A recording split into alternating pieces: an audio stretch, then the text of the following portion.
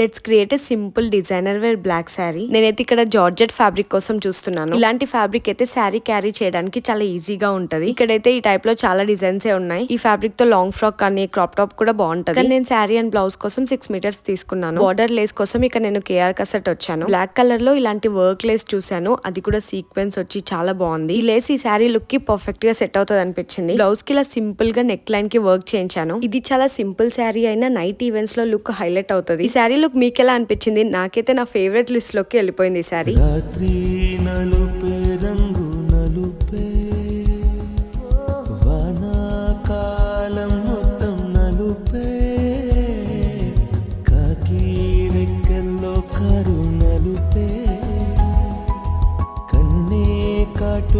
కళ్ళు నలుపే విసిగి